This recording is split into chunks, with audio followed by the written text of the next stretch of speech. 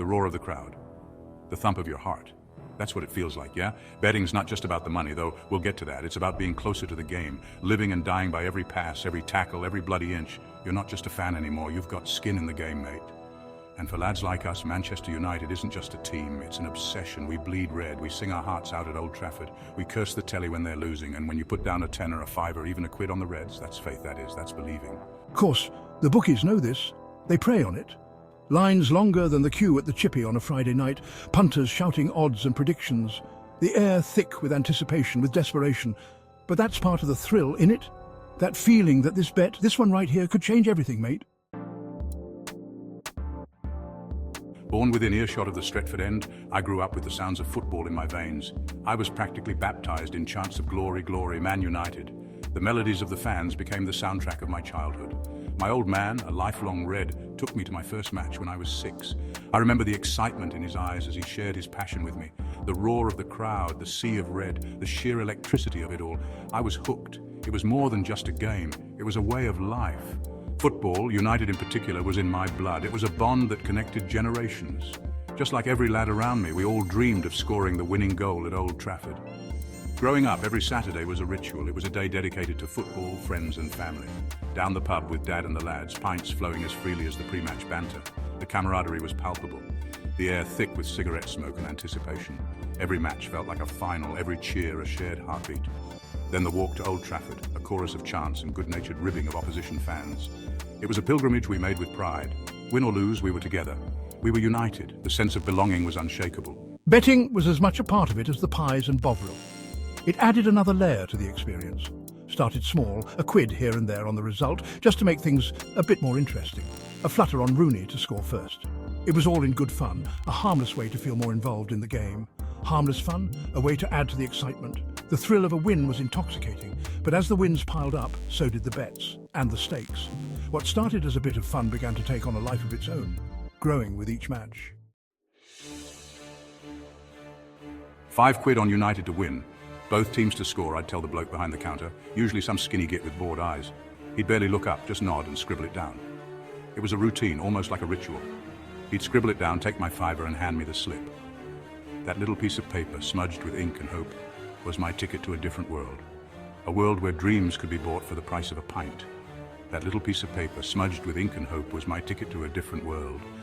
A world where I wasn't just watching the game, I was living it. Every bet was a story waiting to unfold, a drama in 90 minutes. A world where I wasn't just watching the game, I was living it. The tension would build with each passing minute. The stakes growing higher with every tick of the clock. The tension would build with each passing minute. Every second felt like an eternity, every play a potential game changer. The air was thick with anticipation, the kind that makes your heart race and your palms sweat. A goal for United, and I'd be on my feet, roaring with the rest of the lads. The pub would erupt, a sea of red and white, voices blending into a single deafening roar. It was like being part of something bigger, something grand. But then the opposition would equalize and my stomach would clench. The joy would turn to dread, the cheers to groans. It was a roller coaster of emotions, highs and lows that left you breathless. Every mischance, every dodgy tackle felt like a personal attack. It was as if the universe was conspiring against you, testing your faith and your patience. The agony of a near miss, the frustration of a bad call, it all added to the drama. And when United finally snatched a last-minute winner, the feeling was indescribable. It was like the world had righted itself, like all the suffering had been worth it. The pub would explode in joy, strangers hugging, drinks spilling, pure pandemonium, pure elation, a cocktail of relief, joy, and yeah, a bit of smugness. It was a moment of triumph, a victory not just for the team, but for everyone who had believed, who had dared to hope. Especially when I could look across the pub at Big Trev, a City fan who'd backed the wrong horse, and see the look on his face. Priceless. It was the cherry on top, the final touch to a perfect day. In that moment, all was right with the world. The pub was our Colosseum, the roar of the crowd, our gladiatorial chant. It was more than just a place to watch the game.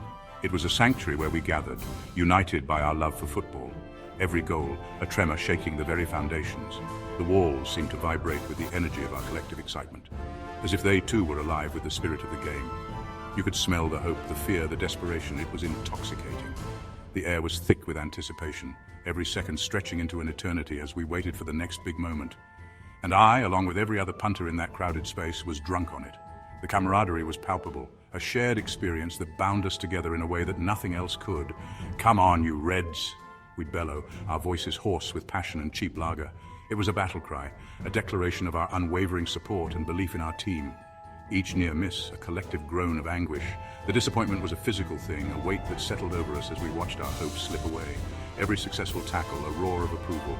It was as if we were on the pitch ourselves, feeling every hit, every block, every moment of triumph. And when United scored, the place would erupt.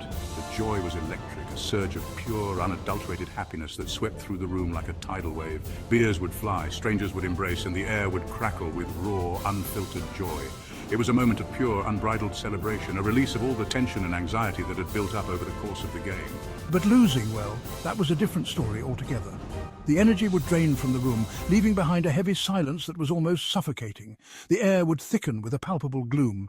The once vibrant atmosphere would turn somber, the weight of defeat hanging over us like a dark cloud. The walk home, usually a celebratory procession, would be a somber affair. Heads bowed, shoulders slumped, we would trudge back. The joy of the game replaced by the sting of loss.